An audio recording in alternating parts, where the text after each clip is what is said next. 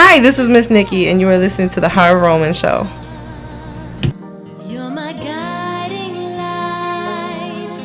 I can feel you shining all through me. Oh, whoa. And your tenderness fills the emptiness.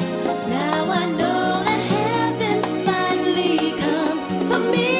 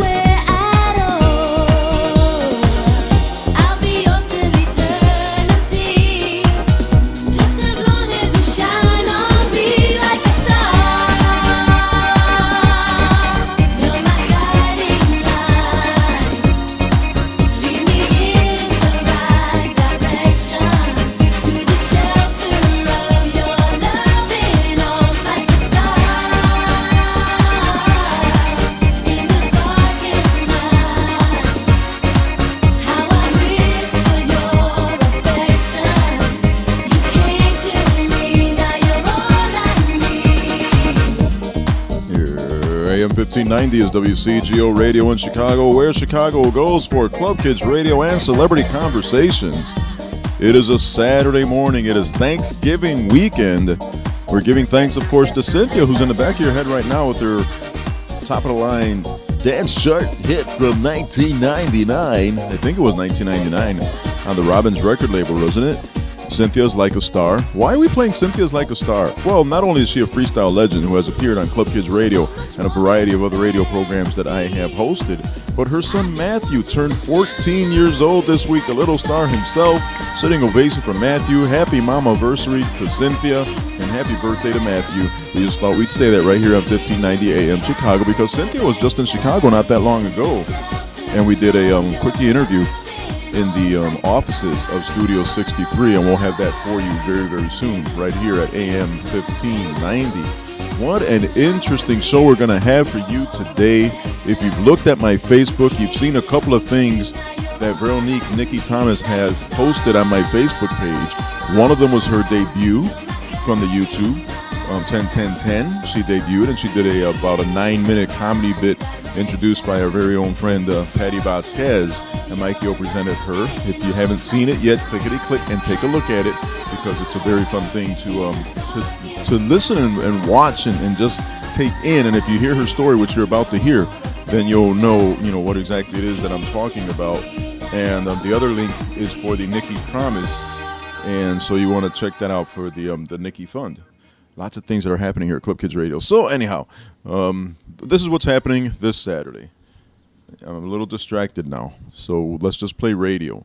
But what we're going to do this Saturday is bring you words and music with Miss Nikki, Veronique Nikki Martinez on Facebook, and Miss Nikki, if you've seen her on stage at Joe's on Wheat Street or El Teatro or anything that's been presented by Batikwa, she is now on not the Celebrity Hotline Conversation. This conversation took place at the studios and offices of the Encore Talent Agency. So for the next hour or so, it is words, it is music, it's Harv.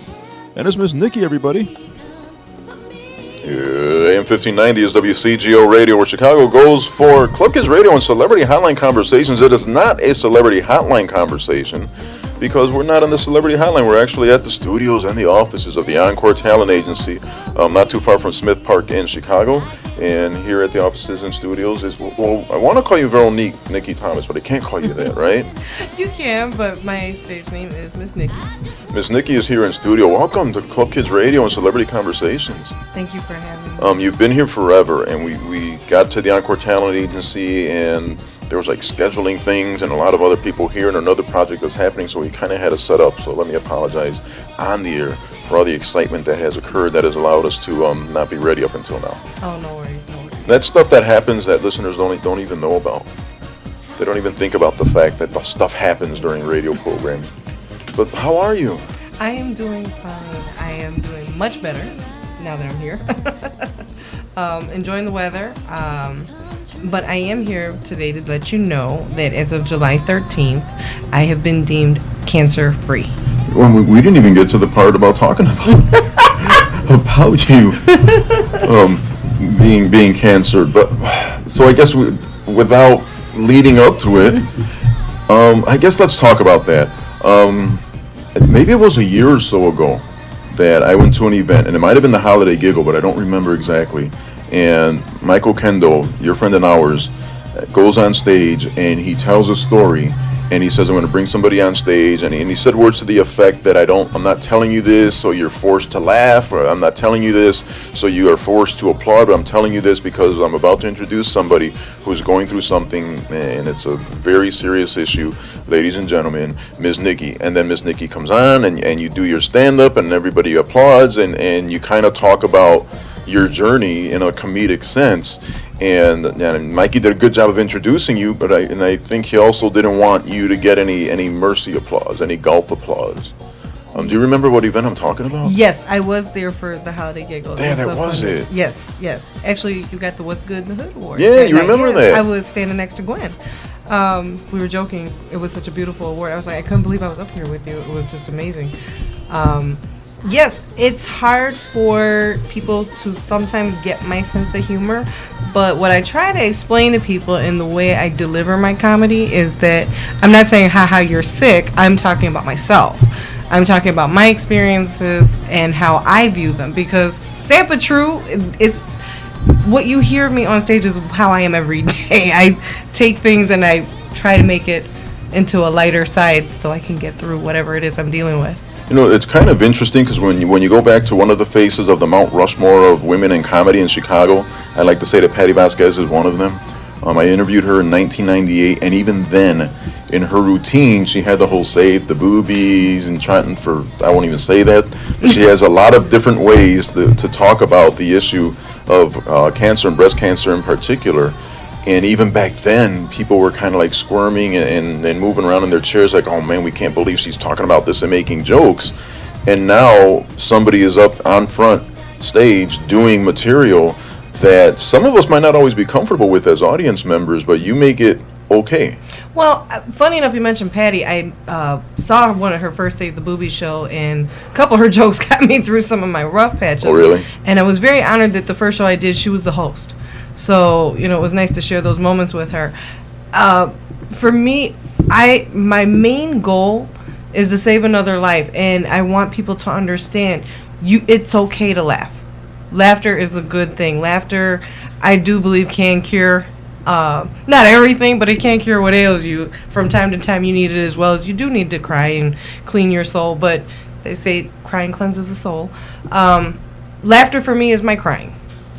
But now, when Mike introduced you the way that he did, it was kind of in that it's okay to laugh, but we're still thinking, oh man, we probably shouldn't be laughing. So we really don't know what to do as an audience until it's over with, and we know we got to applaud because it's a good show. But man, to laugh at it. I've had people ask me. They said, well, we didn't know whether we should laugh or not, and I said, you're at a comedy club, you're watching comedy. Yes, it all matches.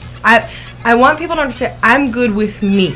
I don't expect other people to be me. I would like for them to take things into a positive light and see that, yes, it can be done. There are people who are doing it, not just myself. But, you know, if I'm okay with what I'm going through, I would hope that other people could reciprocate that back to me. So now it's kind of a double-edged sword now. Are you to be known as the comedy queen, the comic who happens to be sick? or do you just want to be the comedian? Because at one point, I've been dubbed the cancer queen of comedy, which is fine, because I will always, always, always tell my story. At some point, whether I touch on other areas of comedy, I still will always reflect back to that, because cancer doesn't have a calendar. Cancer doesn't, just happen in October. It's a constant thing to deal with. And it's my reminder to people, cancer is what made me a comedian. So that's, it kind of goes hand in hand for me. If I didn't have the cancer, I don't think I would have ever done an open mic or got on stage. Cancer really pushed me to tell my story. And I just figured this is what better way to tell my story. And looking at some of the background information, you weren't born a comedian. No. You didn't go to comedy school. No. Your background is more or less roughing people up. My background, actually, I was 20 years in medicine. I was a nursing student. And my side job, I was a bouncer for 3 years. I was doing some bodyguard work for a local performer before I got sick. I was actually about to sign a contract with another performer when I found my lump. Actually, the day I found my lump, I was working with Batikwa Entertainment at a Memorial Day parade, one of the oldest parades in the city, Norwood Park. I was their head of security, and I found my lump in the shower that morning. So I actually went to work, directed traffic, and I was on the medical websites on my phone trying to see, oh my God, this can't be, But I try to maintain the mentality of don't cross the bridge till you get to it. I did forewarn certain people in my family, look, this is what I found, this is what I want to do. And I moved as quickly as possible and did what I needed to do. It's kind of a scary story. My best friend in 2007 passed away due to cancer. And so I helped her through that, and then we all had to go through it, when her time came. And then I have other friends, one in particular I could think of. She was the mom of one of our club kids, and she's lost one breast and part of another. And you hear the stories, and as a guy, it's kind of hard to relate to what you guys are going through, yet you guys march on. I mean, when Magda left, it was almost as if she was ready to go, and she knew that her time was coming, so she did all kinds of stuff. And then she continued to volunteer at the Boys and Girls Club. She continued to do the church thing. She wouldn't really talk much about it. She went through her chemo, and when she was called, and she seemed to be okay with it and ready for that. But boy, that's hard to relate to. Though. Well, one of the things that I want to touch on is it's not just women. Men get breast cancer too, and I'm hoping to bridge that gap along the way. That I want people to speak up more about that, because there needs to be a support system, whether it's for the family member or for the patient. For me, the minute the doctors told me that I had it, of course, I called my husband. I sat my daughter down. I called actually a meeting with my closest friends. So this was fairly recently then, right? In the last couple of years? Yeah, it was. I was diagnosed June, I think it was 8th of 2010. I had 3 surgeries in 10 days. I went home after every surgery. I did not want to stay in the hospital. We tried to save my breast first. I had the lumpectomy. I came home. They said, nope, we actually cannot save it. We have to go back. So I had the mastectomy 2 days, 3 days later. I came home after the mastectomy. 10 days later, no, not even 10 days, a week later, they put my port in. I had to wait 28 days before I could start my chemo. I did 16 rounds of chemo, 33 of radiation, and 16 rounds of a study drug. I did a trial study drug. So I'm waiting to have my reconstruction. I've had clinicians tell me I make it look easy. It wasn't that I don't think I made it look easy. I think I had such an excellent support system. I had people backing me that said, you know what, it's people like you who could change the world. And when my clinician actually told me those words, the light switch went on. And that's when I started writing articles. I started writing my story down. And I would write about how I thought of them, and that's how Miss Nikki became Miss Nikki. So you were a bouncer, security guard, musclehead when you found the lump. Mm-hmm. And through the process, you says, you know what, ain't gonna beat nobody up anymore. I'm gonna crack people up. How did get it? You crack people up. I like that. How did you come to that decision? Was it based on you journalizing things or what? Well, I found it amazing that, like I said, I got sick right at Memorial Day, so everything was coming up for these cancer events like Susan Komen, the Avon Walk, and I was trying to find ways to tell my story. Because one thing I noticed in media is you don't see real cancer patients. And I wanted somebody to see a cancer patient who's willing to share their story. I didn't want people to be sad when, people came up to me and they were like, oh, they didn't know how to take my words. I kept telling everybody, we're not at a wake, we're not at a funeral, don't cry. I'm not crying, we're good. Yeah, something happens to you guys. Thanks for listening, because you said you had listened to a broadcast previously that we did here at Club Kids Radio, and I had Kelly, who was a club kid who now has bone cancer, and then Katie Weiss, who's a social worker at the school that I work with, and she has breast cancer. And the common denominator, and now you're included in this, is that for some reason or another it becomes an empowering thing. It becomes something that gives you guys motivation to talk about it and to use your words, for good. It's kind of interesting because if I was dealing with something like this, I would probably lock myself up and just whatever happens. You guys are putting it out there. You've got one who works at a Boys and Girls Club that is front and center in front of kids, another who works at a school who's front and center, and you're on stage. So none of you are hiding from it, and you're each, I don't know how else to put it. It's like you've empowered yourself to put this to use for others' benefit, not just yours.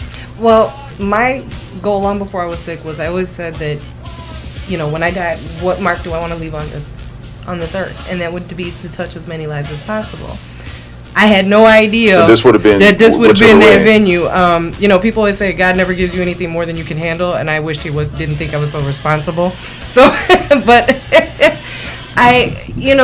for me, if I can save another life and get somebody to understand that they're not alone, that they have a choice. I mean, people have said what you've said to me, that you would go home, like, shut the shades, curl up. You really don't know what you're going to do until you get placed in that situation. And I believe taking the lemons that life gives you and making lemon drop shots and let's go nuts. What's the worst that could happen is that, I have had only one person in a year tell me that they were kind of offended by my comedy. That they had lost a family member, that they had battled 17 years. And I sympathized with them. But again, I explained, I'm talking about myself. I'm not saying, great, you're sick, haha, let's talk about it. No, I've had a lot of patients who are like, oh my God, that happened to me. I so relate. So I feel that, people are willing to tell me their stories, good or bad. I was just really surprised when somebody... But then this is a strategy that comedians use. Patty was the pregnant party girl. Yeah. So that all the pregnant people get upset at what she was talking about. Even Antonia, these days, she's gained a little weight, right? And so now she talks about that. And when I talk to her, I'm going to say, well, I don't know, do you really want to do that? Because you're kind of putting the spotlight on yourself. Bill Cosby, of course, in the 60s was talking about the African-American experience, which was a lot different than it is now. So it's almost as if the stuff that other people would think is going to wound you is actually making you stronger. And so to just have one person say, hey, I don't like what you're doing. Well, if you got 900 people at Joe's and one is not having a good time, oh well, that's not bad. I can't be upset about it. I mean, actually, Mikey is even a couple of times after the show, it's like, hey Nick, can I tell it? And I said, yeah. I've done shows after chemo. I've gone home, like, taking a nap, and I tell my nurse, I swear to you, I'm not gonna do anything all day tomorrow. I'm just gonna do my show. I'm gonna come home. I'll wash my hands. I promise. But I feel fine. I truly believe a lot of it is your mental state. A lot of it is faith. A lot of it is your support group. And I think those are the three major things that can get you through anything, not just cancer. I did have stage 3, which was, that number was the scary part for me, because at first I was like, oh, if I had to guess, I would say you're stage 2. And when they said stage 3, I was like, oh, wow. I made a promise to my daughter when I found out. I had said to her, she was very upset, obviously, and I had told her, you know what? Remember, there's nothing your mother can't do. I am coming home after surgery. I will be there when you get home. She thought she was going to catch me at the hospital. She actually showed up. And she's like, Mom, where are you? I'm like, I'm home on the sofa. I told you I would beat you home.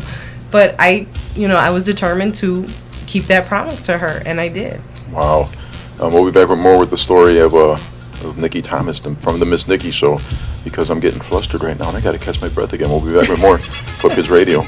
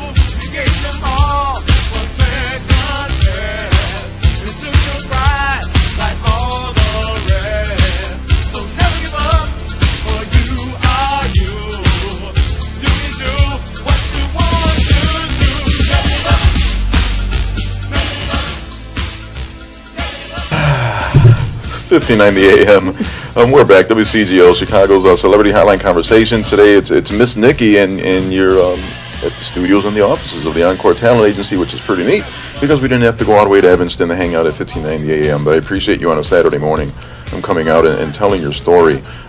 Before we took our break, you were talking about the support system, and that was one of the things that I had jotted down already. I says, I got to hear about this because I've met your daughter. She's, 14 now? Yes. And I haven't met your husband, but you've got a husband. And there's two things that happen. You discover something in the shower, and now you have to spread the news, which isn't great news. Right. So how is it that your family, now that they're your support system, initially react to all this? Well, I did it in such a way that when I found the lump, I told my best friend and my husband at the same time. Like, look, I found a lump. Until we go to the doctor, it's 50-50. I just want you to be aware, because if something goes south, we have to figure this out quick. I went to the doctor. One of the things I did, I'm going to digress for a minute here. One of the things I did tell my husband in the door of finding the lump was, we were recently married. My husband is younger than me. I did say to him, listen, I know this wasn't a part of the plan. If you can't handle this, I get it. There's a lot of marriages that break up over cancer. If this is the C word, I need to know today, are you staying or are you leaving? Because I've heard people lose their marriages of 20 plus years because of cancer.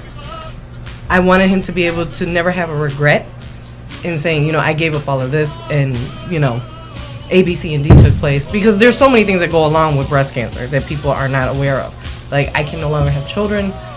There's a lot involved with that, and I needed him to be totally clear and make a decision. And I told him I would have no hard feelings if he had left. I really wouldn't. I don't know how I would react. I don't think I would walk out on him, but again, being presented with that, what would the possibility be? How much could he handle? So, he said, I'm here for you, and he was. He's been through everything with me. The day that they told me cancer, I called everybody, my little network of people through Batico Entertainment, the people I work for. They're like my family, my second family. And we all met, and I sat everybody down. And it's amazing to walk into a room and see all these big grown men with tears in their eyes. And I said, whose funeral are we at? I'm standing right here. I'm not going nowhere. My husband, A, is not that lucky. I plan to bury him. I have to have a story to tell at the old folks' home. But, I want them to understand, I'm going to fight this tooth and nail. I just need you to be there. I need you to just be there for me. Whether I need to vent, whether I need you to take me to chemo, whether you want to be at chemo with me, whatever it is, I just need you to be there. And they all signed up for it? They all did. Because I know that there's going to be a school of thought that some people just can't handle hospitals, and they can't handle shaving your head, and they can't handle... My best friend shaved my head. My daughter shaved hers a month after me. I read about that. That was actually published in Latina Magazine, yes. That is very cool. So you didn't always have that Justin Bieber thing happening. My husband shaved his head the next day after her.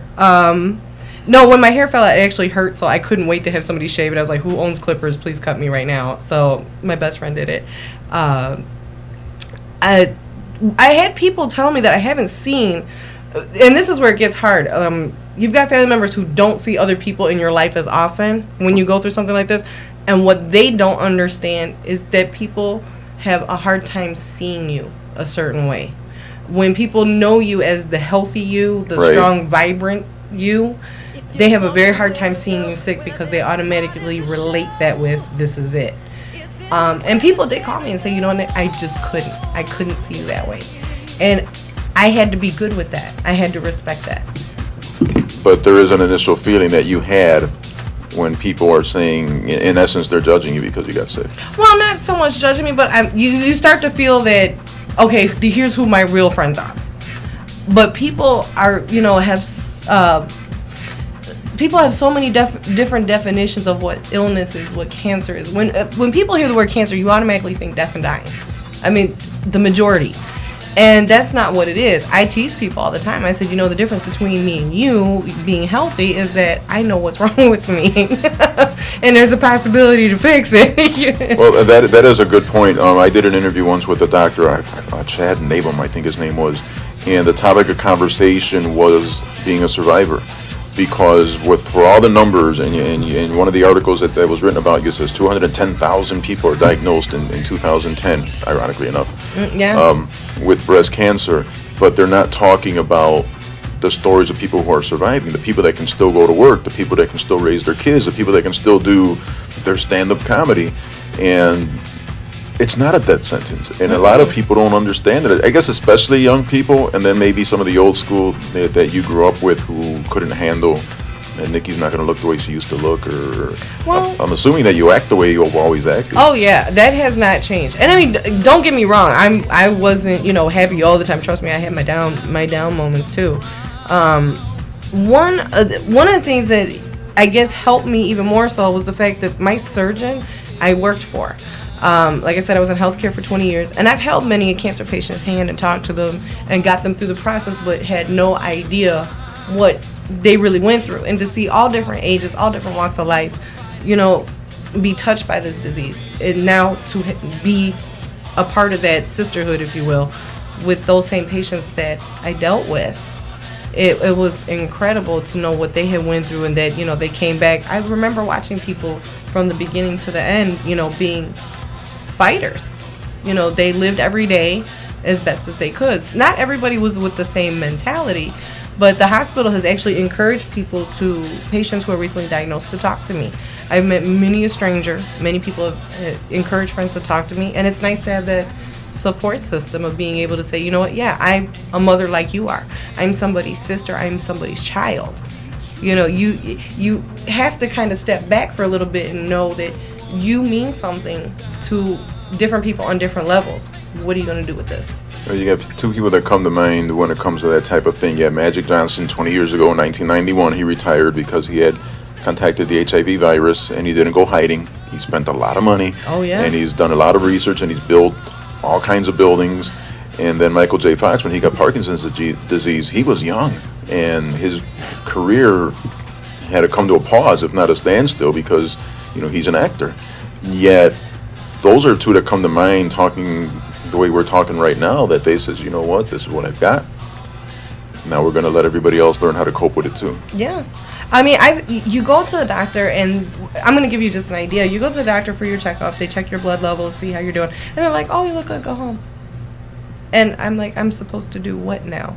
I'm going to go home and lay down? I'm going to what? It's like, and this was a weekly thing, and it was just so depressing. And I'm like, well, it's a wonder why people don't want to talk and say something. So I decided I want people to know, you know what? I don't go home. And if I do, I'm attempting to do something ridiculous I probably shouldn't be doing.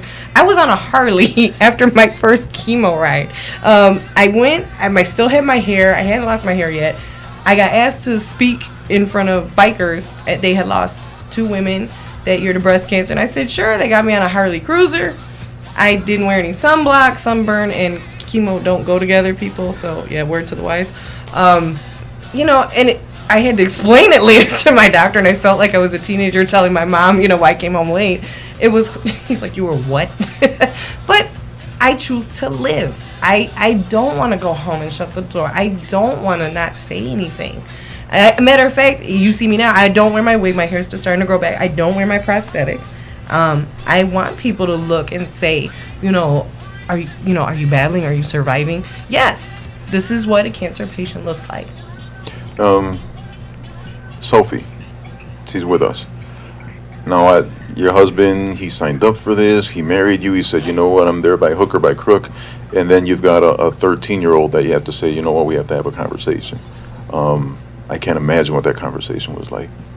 It wasn't even really a conversation. I'm so blunt, direct until the point sometimes I forget that I know how I accept things, and sometimes I have to take a step back and say, oh, wow, they're not like me. Their mentality isn't the same. I'm mom to them, or I'm the wife. I do forget that, and I have to be respectful of their feelings.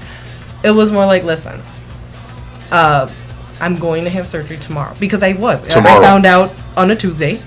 I got kicked out of work, went to see the oncologist. I decided let's move as quickly as possible, and my surgery was literally the next day. So I sat her down and I said, a matter of fact, we were in the car at Bank of America. I will never forget this. Seriously, it sounds horrible. But we were driving to tell everybody else, and I said, listen, mommy's got breast cancer, but I'll be home. I'll be fine. And she just looked at me like, what? What do you mean? Everything's going to be okay. And, and I told her, I said, I'm going to allow you to cry and get it out. You're pretty much the only one that you can rant, rave, scream. I get it. But know that I plan to beat it. And she's not on mic now, but she's over your shoulder. What was her reaction? I cannot imagine. Tell it. My reaction was like, what? I felt like I was just like in like in a movie, like she was telling me this in the car. I actually got a phone call from my stepdad like, oh, this is serious. I'm like, what did I do? Well, she's the way you say it here, Nikki, is equivalent to I stubbed my toe. Yeah. Well, because it was a throw-in. Yeah. It was like we traded for Ryan Sandberg, and what was it back then? They traded for Larry Bowa, and Ryan Sandberg was thrown in. So you're having a conversation with your daughter, and oh, by the way, I had breast cancer. I tell you, I can't even begin to describe what kind of person I had to tell her there was no soft way to soften that blow, knowing that 12 hours later, I'm going to be in a hospital. Wow. Knowing that I had this much time, and I still had to tell everybody, like, look, you know what? I need you guys to understand I'm going into the hospital. And the main reason why I had the meeting, this sounds even worse, I was giving up my jobs that I had contracted for the next 3 months so they could take over my work and everything would just flow as wonderfully as it should. My thought was, okay, everything has to be in order. It was like, I guess, mother instinct, that whole, everything has to be, it can't be a bump in the road without me. What are we going to do, And Sophie, what did you know about the disease before? Was this something that maybe you taught you in school and you kind of said, breast cancer, and then all of a sudden it hits home? Like, all I really knew about it was like basically like just like your like breast just being like tortured, just not even having it. Like so many kids, would say like, oh, if you get punched in the breast, you're gonna get breast cancer, but it's not, it's a genetic. And like I didn't know it was a genetic, because hearing that so many kids would say, if like you do all these like contact sports, you're gonna like end up with breast cancer. Like football and wrestling. Yeah.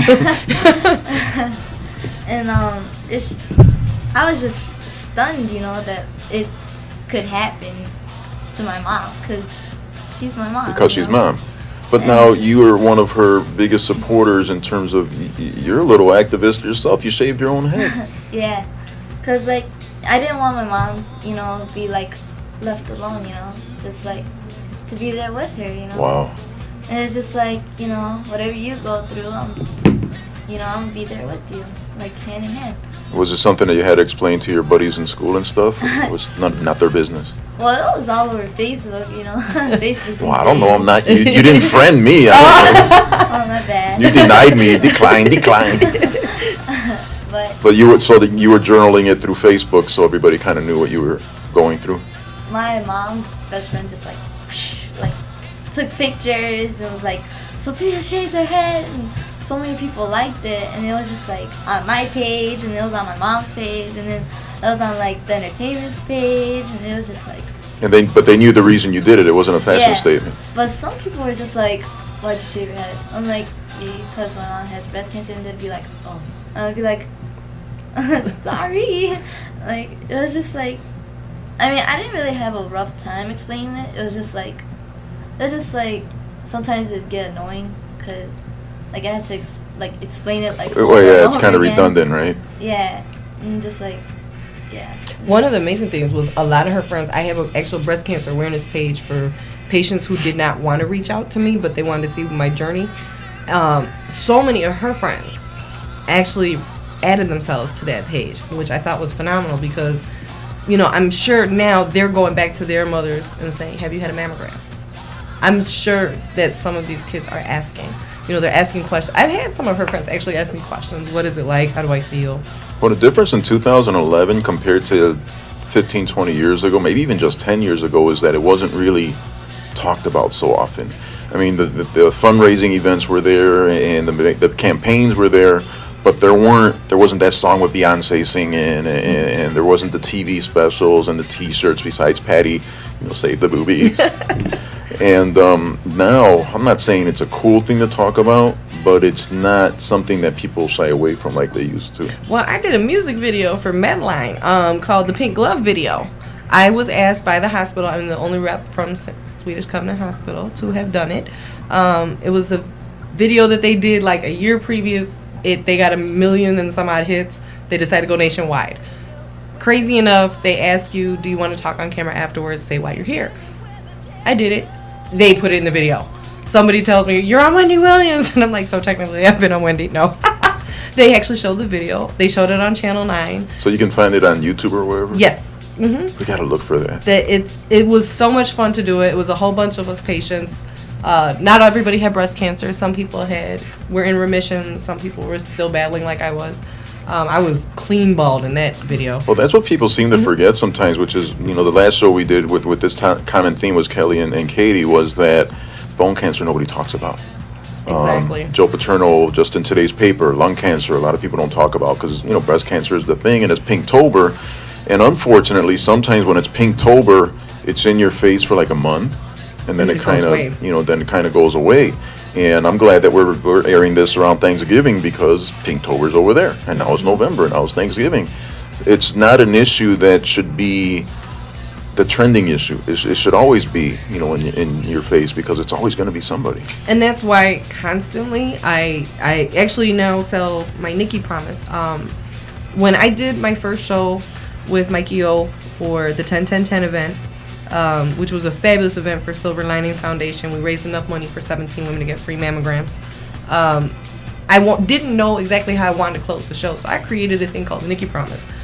That went insane, and people started asking me for it on t-shirts. And what I do with that now is I actually have, if you have a team of people that are doing these fundraisers, because they are not cheap to do the walks to raise the money, if they have a group of 15 or more, they sell more than 15 of my shirts, I should say. I give them half of the proceeds to cover those costs. I will do anything to try and end this disease. That is my ultimate goal, is for my daughter to say one day, oh yeah, my mom, she's dealing with breast cancer. That's my ultimate. So if there's a Boys and Girls Club or a school group or PTA or Boy Scouts or something like that, there's a process where they could become part of the Nikki Promise? Yes. All I have to do is get in touch with me or Victor Huertas from Batico Entertainment about that. I have it online on Facebook, which I will share that link with you. Clickety click. And but yeah, I will do anything to raise it, because first of all, I'm tired of the word awareness. Everybody's been aware. Right. It's no secret. So my thing is, let's try to end it. So I've come up with my own slogan, which I've done my own little campaign. I did a photo campaign with my scar exposed. They're black and whites. They're different topics, but the main line is educate, empower, end this. Because without education, you cannot empower yourself as a person or a patient. And that is the only way to end it. It is through education and empowerment. Okay. We're going to take another little breakcito. Then we'll have another segment with Miss Nikki. We haven't even really talked about your career and your material. We've talked about the disease, which is really important to talk about, but there are other aspects of you that I want to get into a little bit, and then if Sophie wants to, she can join in too. You didn't shy away from it, so it's very, very cool. We'll be back with more Club Kids Radio.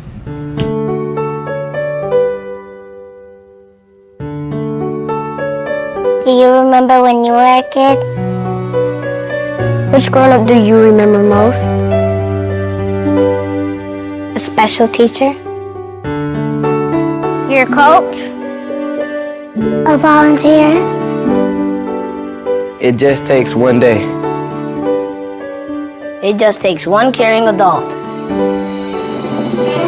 It just takes one Boys and Girls Club. Who changed your life? Who's gonna change mine? Are you the one? It just takes one. Support the Boys and Girls Clubs. Call 800-854-CLUB or visit bgca.org.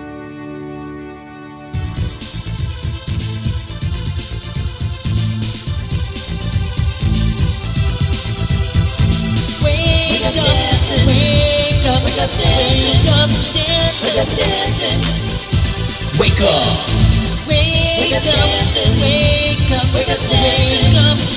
Wake up, dancing. Harv Roman's gonna make you dance. Wake up, dancing. Wake up, wake up, dancing. Wake up, dancing. Wake up, Harv Roman's gonna make you dance. That's me on 1590 AM WCGO, where Chicago goes for Club Kids Radio Celebrity Conversations. Our celebrity conversation this Saturday morning. Veronique Nikki Thomas on Facebook, Miss Nikki on stage. It has been such an impactful conversation. I already know we're going to have so much more interview material, the added bonus audio footage, so to speak, and we're going to have to put that up at www.wakeupdancing.com, because looking at the clock, we've only got like 18 minutes or so, and I know that we probably have more than a half hour worth of conversation with Miss Nikki.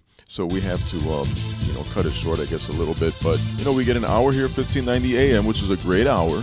And then when we have additional audio footage, then we ask you to run over to the podcast at www.wakeupdancing.com, so then you can catch up on it, and we'll put that up not too long after this show originally airs on Saturday, Thanksgiving weekend. Who has checked in? Oh, Matthew's 14 years old, our little star. Happy anniversary to his mother, Cynthia. Checking in on the Nikki Promise links, Jeanette and Lacey, who is a breast cancer survivor herself and a former club kid. Miha, Ginny, Sylvia, Shauna, Elva. Also, Yvette has checked in, which is pretty neat. On the Facebook, in the chat boxes, we're already chatting up with Margie and Sandra and Sylvia and Doris and Tony, Amafuerte Solis, Stephanie and Danny and Alex and Jimmy. Also, Chelsea's listening in Florida, and Teresa's out there, and Miguel is out there. The usuals who check in, and we get in the chat boxes between 6 and 7 in the morning and accompany each other while we're listening to some radio stuff. Oh, man. Oh, what have we heard? We heard musically. We heard Cynthia's Like a Star to start things off. We heard White Knight with Keith Nunnally and Never Give Up, which is a positive message song from Chicago's Beach International Records. And now from the Music Plant, it's Georgie Porgy with Life Goes On. And when we return, more with Miss Nikki, right here at 1590 AM WCGO, where Chicago goes for Georgie Porgy.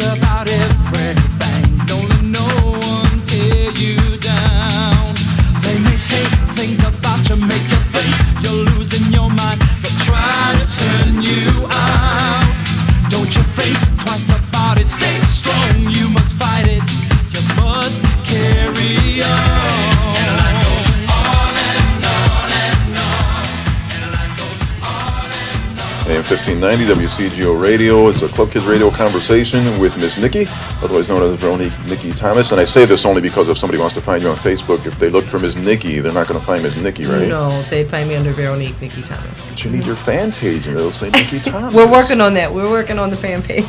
And that's another thing that in 2011 occurred that didn't occur, let's say, 10, 15 years ago. The internet and the Facebooks and everything else. I mean, you could impact so many people now with a click that before you couldn't. So I guess that's a strong thing too. That's a lot of stuff that you're going through. We haven't really talked about your comedy. Well, we've talked about your comedy, but we kind of skipped over that you had a whole crew, you know, Mr. T type of people that you were buddies with and you left the world of security and bouncing and bodyguarding. So tell me about that group that you kind of said, you know what, I'm going to make jokes now. They actually helped me. Batikwa Entertainment and I, it's a funny story. We met up as bouncers. The owner decided to create his own company, and I stayed on with him until I got sick. They honored me, Batikwa Entertainment Jumpstart Sin Entertainment, with a 3-day event to help me raise funds. When they decided, they came out and they actually videotaped my first set and put it on YouTube for me. We got back to finding a new location, a new bar, and I would always come out and support. They would always laugh that, how are you out in the middle of the night? And I'm like, you know what, I can't sleep. I was an insomniac with some of the drugs. So I would come out and have a Diet Coke and go home. We decided at the beginning of the year, 2011, let's try to do an open mic. So we called it the Home of Miss Nikki. It was at a little bar, a little neighborhood bar, and it ran for 7 months. We did one weekend, one Saturday a month. I would get comics to come in. I'd give them 7 to 10 minutes, an actual stage, music to bring them up to. It was great. Mikey had me lined up to do other things with him. I went to Watra. I actually had a chance to open for Anna Benaval. I performed in front of the New York Jets. It was amazing over at Joe's. I really had so many blessings along the way with comedy and been so embraced by so many comedians.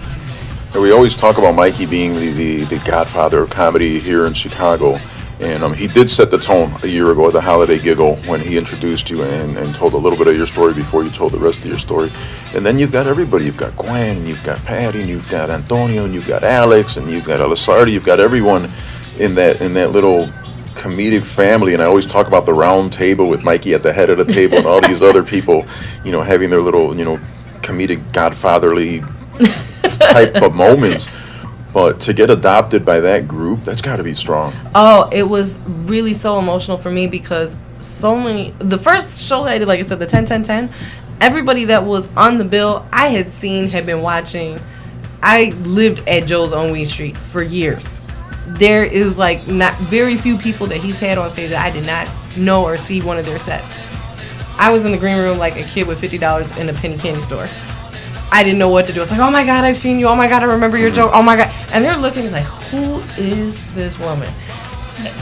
By the time at that point, you were not introduced to them as somebody who was about to hit the mic? They knew that I was coming. They just didn't know anything about me. They knew absolutely nothing about me. And I came with my wig on, my prosthetic on, because that's how I go out on stage. That's how you roll. That's Miss Nikki. When I did go out on stage, one of the things that I noticed, all the girls sat on the back steps on stage while I did my set, and it was just so touching that they showed me that kind of love for my first set. It was really incredible. I couldn't have been welcomed by better. Really. Elisardi De Castro, he's given me his time to pick his brain at any given chance I've had about a one woman that I'm writing about my journey. Mikey encouraged me to do that. Like I said, the guys from Batikwa Entertainment are trying to bring back the Home of Miss Nikki at a different nightclub. On Wednesdays, I help run an open mic with Sonia D, who's done BET. That's the Cafe Infusion, right? Yes. I run that with Sonia D. I help her find I advertise the local comics, people that I've worked with, to come out and do open mic. We're doing a competition right now. We'll be doing a competition next month. On Fridays, I'm with Batikwa doing the Toys for Tots drive. Anytime they've had events where they need an MC, I come out and do that for them. So I've been keeping busy with all of it. I'm still writing because I'm at a different place now with my treatment and, where now I'm on what I call the healthy end of my cancer. And you've shared stage time with Patty, correct? Yes, she actually hosted the 10-10-10 that I did. Well, that's why I'm going to become interested in this particular part of our conversation, because for years that's one of her things. Before she leaves the stage, and she's got T-shirts too, just like you. Oh, yeah. We'll read in a minute. And she was bringing awareness to it years ago. It was 10 years ago when I saw her. And when I saw her in the green room over at Joe's, I was like, excuse me, are you Patty? And she said, yes. And I had actually messaged her when I was first diagnosed to tell her, your jokes are getting me through this rough patch. I had no idea I'd be on stage with her. And I explained to her who I was and what was going on. And I was like, it's such an honor. Can I please take a picture? She said, no, the honor is mine. when she said, I melted. I didn't know. I was just a loss for words. When I was backstage, never had stage fright in my life until I had to do that set at Joe's. I think I was in the bathroom about 50 times before I got on stage. I got down backstage and Patty is bringing me up, and I literally heard wah, wah, wah, wah. I heard absolutely nothing she was saying to me. She hugged me and she said, "This is your room. This is your time. Do what you want." Did you listen to the Gwen Rocco interview that we did? I don't know, maybe a couple months ago. And she said the first time that Mikey brought her out, he grabs her by the arm and he says, "Don't F this up." Oh, yeah. Mikey told me, "This is it. You screw this up, you will never hit the stage again." And I was just like, yeah, no pressure. All right. Actually, Mikey was really funny about it. When he first knew that I was sick, I met Mikey about 10, 12 years ago. He said, "What can I do?" And I said, "Give me an open mic. I just want to tell my story." The next time I met him to talk about it, we were in a room and he's like, "So what's your stage name?" And he was literally doing the flyer, and I'm, okay. I did a seminar with Manny Maldonado. Mikey was there. They heard my jokes. And what I didn't know is that when you do your jokes in front of other comics, they're kind of like, "Oh, yeah, that was good." And you're just, what? Right. It's kind of disheartening. So I went, I did my bit, and I asked Mikey, like, "So what'd you think?" And he's like, "Yeah, you were good." And I was like, what? Okay. I met with him one more time before the show, and "So what do you think?" He's like, "You're funny." Okay. I'm like, "That's it?" He's, "Yeah, you'll be fine." I'm like, "When do I go up?" "Oh, you're going up last." What? I was like, well, maybe that's smart. Let everybody drink for like 3 hours before you bring the sick girl up. Yeah, okay. I'm like, you've been doing this. You're the pro. You're the king. You know what you're doing. And before I went on stage, he did exactly that. He's like, "Yeah, you screw this up. Guess what, kid?" And I was just like, and like I said, I couldn't even hear Patty. I was so glad they taped it, because when I went home and I heard what she said to bring me on stage, I about cried. I couldn't believe it was even me when I watched it. It was truly touching to see, just her emotion and how much breast cancer touched her life and what it was to bring up somebody completely new, not just as a comic, but as a patient. That was just, she was so heartfelt. It was. Well, yeah, because so I know how passionate she is about it, and now here's a comic who's along the same lines. And so when I think of it, I was like, well, now you're meeting Patty, who's been doing this material and bringing awareness for so many years, and you're the walking, talking example of it all, which is pretty weird. It is. I couldn't imagine if somebody had told me that I would be doing this, and for this reason. For years, I've taken people to open mics to perform. My daughter is always like, "Mom, you're funny." I said, "Yeah, you just want to eat." I never really thought that I would be funny to strangers. Because if you thought that early on, then you wouldn't have bounced for all these years. You wouldn't have worked in the medical field for all those years. So you might have been the class clown, but people kind of forget the class clown is good for maybe 90 seconds. Yeah, and that's what I was afraid of. That it's like, okay, if this is not a room of people who know me, who've been freely drinking for 2 hours, it's not going to happen. But it's like I said, I guess it's the delivery and the portrayal of how you view something. I mean, people make so much fun of politics, so much fun of, just random things, TV shows. You could take something and put such a spin on it. But once you experience something like I have, I know that, like, not like somebody can steal my jokes unless you've been through it. It's hard to take away from that. And there's a pride factor in me too, because I remembered you being there, but I wasn't sure, so that's why I said, well, "Were you at the holiday giggle last time?" Because I think I thought that was the first time, because Mikey did his big speech, and that was a year ago, next month, that I got this Good in the Hood award for all the work I had done with Boys and Girls Clubs and the school that I'm at. And it now feels even better, because now we've got our little Kevin Bacon moment where we were both on the same stage, and I actually said a couple things on mic too. Was try not to be funny. You can't be funny when there's comics around, because Alex is there and Miguel is there, and so they're all looking at you, and they're either going to give you a thumbs up or they're not going to say anything, and you don't know what's what. So we've got that little moment, which is pretty cool. Yeah, and I remembered you, but I didn't know you, and I don't even know if we had met or not. But we were never formally introduced. And I was trying to catch up with you. I added you on Facebook, like you totally added me the next day. And I was just, the first day. Yeah, your daughter kept denying me. The first time, as soon as I came home, like, "Oh my God, I was on stage with Harv Roman," and they're all like, "Okay," Well, that's not that big a deal. Well, for me, it was huge, but I'm always any little thing that I do, like, because I would never have thought that it may not sound much like to anybody else, but not everybody can do what I've done, and nobody can take away those experiences that I've had. And like I said, it's been an incredible ride. I'm more than happy to be on any stage, whether it's telling comedy, whether it's motivational speaking, no matter what the cause is. Tell me about the rush. The Holiday Giggle is one of those where it's a fundraiser, and you've got, I think at Joel's that time, maybe 700-800 people are there. Some of them are there because of the cause, and some of them are there because, you know, Party. I'm gonna, you know, they may not be necessarily comic fans, but when you've got a room like that, you know, rolling and reacting to you, what is that like to be on stage and have people react to what you're doing in the way that you actually want them to react? It is such a high. I don't know if it's an adrenaline rush exactly. I can't explain it. The very first time I was on stage there, it was 534 people. That night again, it was like you said, about 700-800 people. I feel like I'm in my living room. Truth be told, I am not like, oh my God, I'm gonna pass out. I was more that way in front of like the 4 people in front of Mikey and Manny Maldonado. I was ready to die there. But once I got on stage, it's like I felt like this is where I need to be. And I just wanted to relate with these people as if I was talking to a very close friend, a dear friend, a family member. That's how I feel when I'm up there. And it's such a high to know that, wow, I am going to actually touch somebody's life tonight with my story. When I get off that stage and people actually are like, can I give you a hug? Can I take a picture with you? It's like, go Met. I have made their day. Yeah, that was going to be my follow-up, because one of the things that Mikey shows are well known for, whether it's at the Chicago Center for Performing Arts or Joel's or when he was running stuff at Watra's, you guys don't disappear after the shows. No. You know, there's always a meet and greet. There's always autograph sessions. There's always pictures. And your story is so unique in terms of the world that you're now entered into that I can imagine the people that come up to you and the kind of responses that you get to your work. Wow, and I have to cut her off. I have to cut myself off because look at the time. We've only got about a minute and a half left to go on this particular edition of Club Kids Radio and WCGO Celebrity Conversations. And our celebrity conversation, Miss Nikki. Yep. She is, what did she call herself? The Cancer Queen of Comedy? Hey, you can find her on Facebook under her actual name of Veronique Nikki Thomas, and talk to her and friend her, don't deny her, and read up on her stories.